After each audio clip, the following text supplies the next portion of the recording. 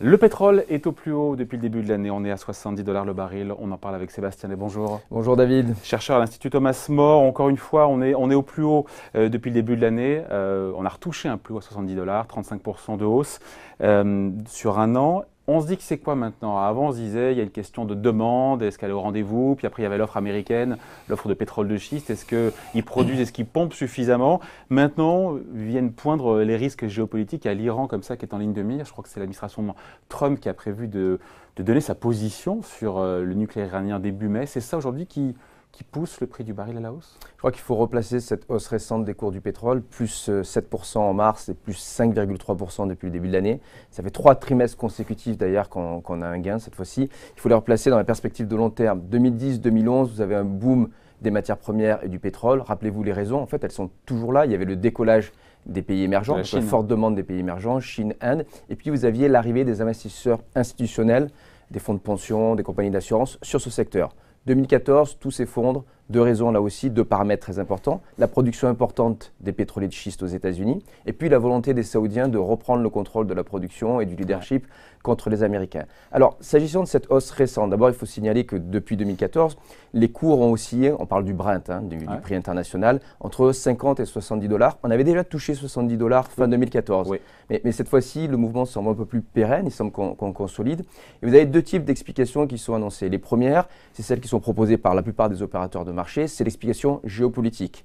Alors cette explication, elle est bien évidemment temporaire. La géopolitique, vous avez quelques événements, quand ça retombe, le soufflet doit retomber. Mais il y a du structurel, c'est ça? Alors derrière, il y a du structurel. Si on revient sur le géopolitique, il y a les tensions avec l'Iran, on l'a cité, avec la Russie également, et puis globalement, le contexte de guerre commerciale proposé par Donald Trump, bien évidemment. Alors ça ne plaide pas pour une hausse du prix du baril, au contraire, ça pénaliserait les échanges, donc ça veut dire peut-être moins de consommation, moins de croissance, moins de consommation de pétrole. Non, parce qu'en réalité, pétrole. Oui, mais derrière l'idée de guerre commerciale et de sanctions contre les pays, un coup contre l'Iran, un coup contre le Venezuela, un coup contre la Libye ou contre la Russie, vous avez des producteurs importants qui pourraient se voir l'accès au marché finalement fermé. Il y a un autre point aussi dans la géopolitique, c'est la géopolitique de l'OPEC. Depuis plusieurs années déjà, l'Arabie Saoudite, en bon français, excusez-moi, j'ai utilisé l'acronyme américain en effet. Donc au sein de l'OPEC, l'Arabie Saoudite essaye trimestre après trimestre de définir une production stable ou qui diminue légèrement. Ça ne marchait pas, mais depuis quelques mois, il semble que cet accord avec la Russie, exactement, que ça fonctionnait. Le fait de réduire encore une fois. Cet accord est enfin respecté, alors que rappelez-vous en 2015-2016, vous aviez toujours des États voyous qui essayaient un petit peu d'inonder le marché ou de prendre des parts de marché, des passagers clandestins.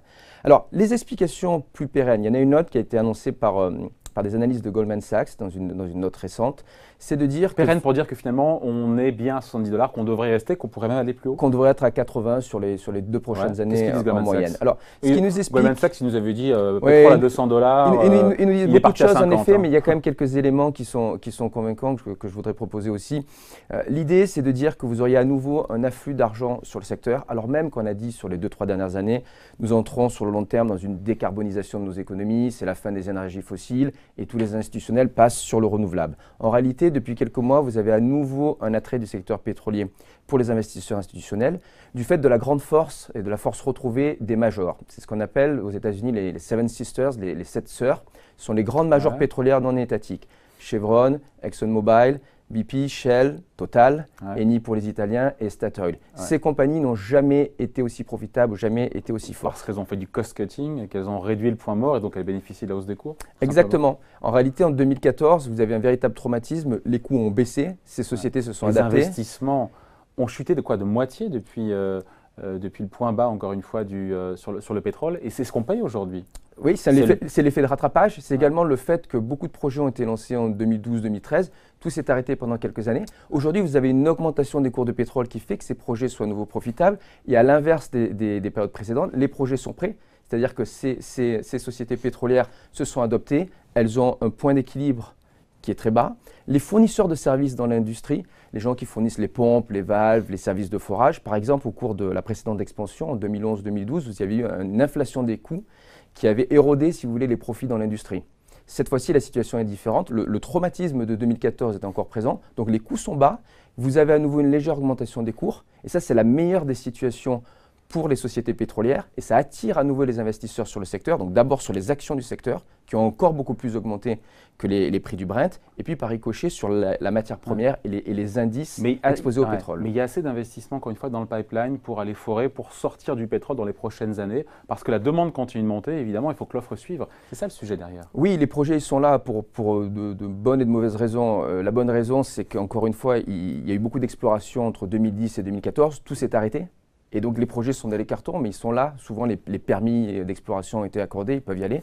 La deuxième raison qui est un peu moins intéressante quand même pour nous, notamment au niveau environnemental, c'est que vous avez une dérégulation aux États-Unis et potentiellement en Alaska du fait de la présidence Trump, qui fait qu'à nouveau les pétroliers peuvent se lancer dans des projets et dans des forages.